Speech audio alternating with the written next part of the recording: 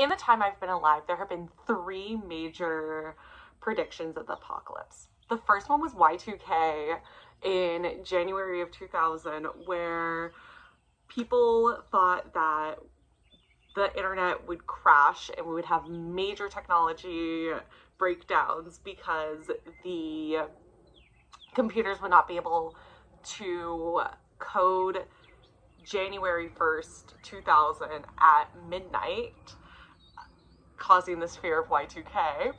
The second one was the Mayan calendar ending on December 21st, 2012, and it was speculated, since the Mayan calendar had predicted so many other things, that this was a sign that the world was going to end, since it was a specific date, and here we still are.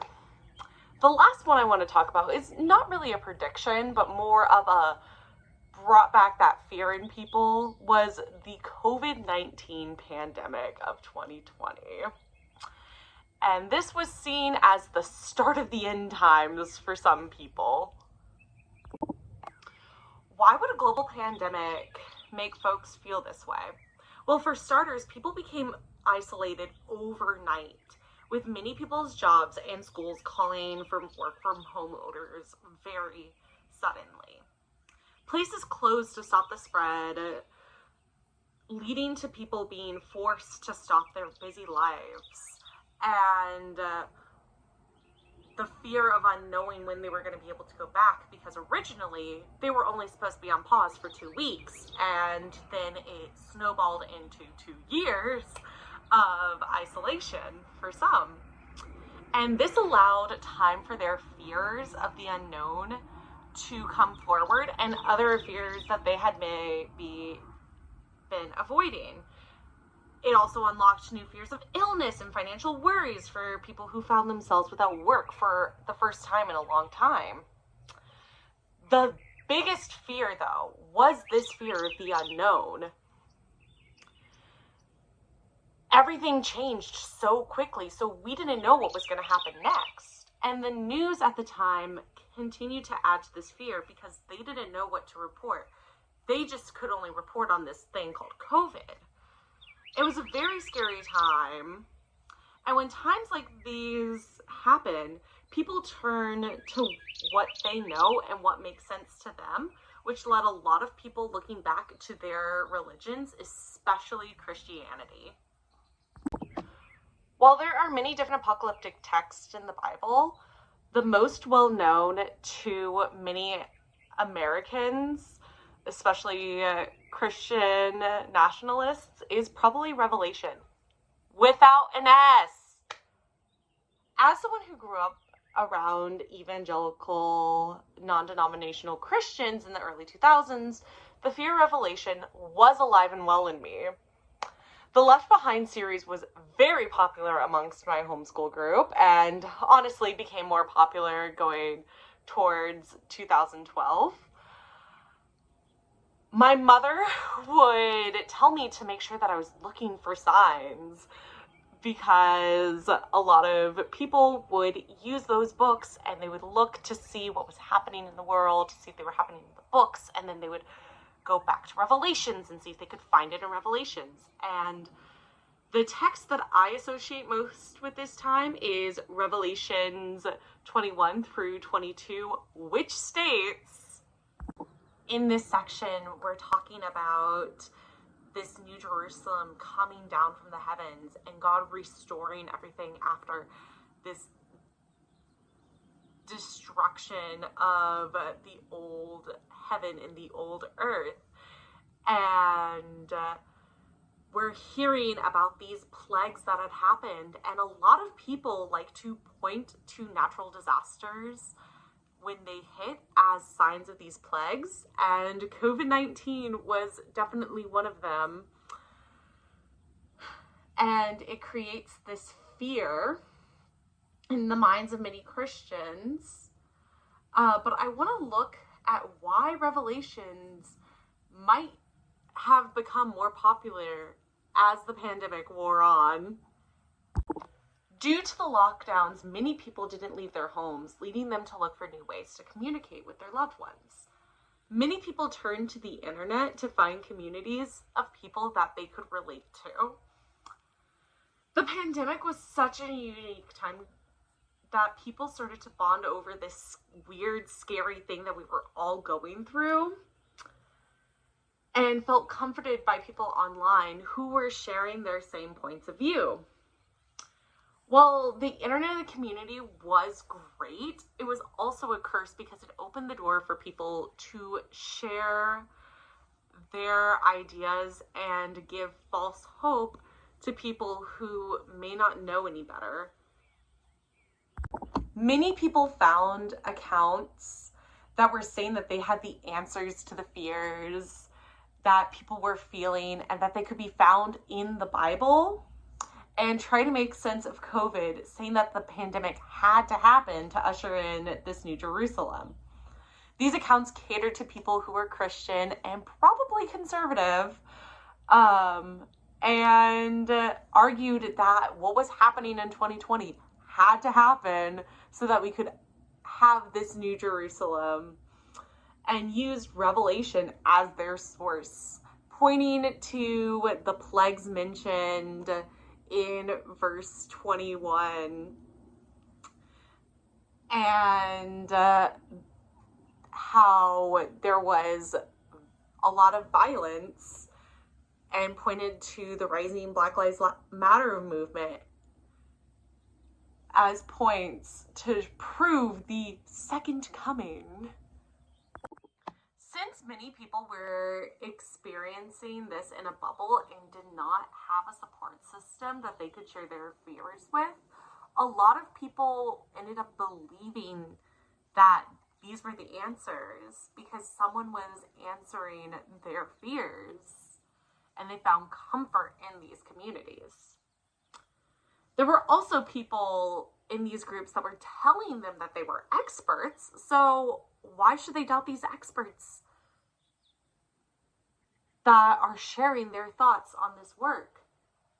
This became very dangerous because some people had just started using the internet and they could not tell the red flags of some of these creators and didn't know how to check that the work was credible research or not credible research. So was there any credit to what was being shared by people on the internet? Where did this idea of the pandemic leading to New Jerusalem come from?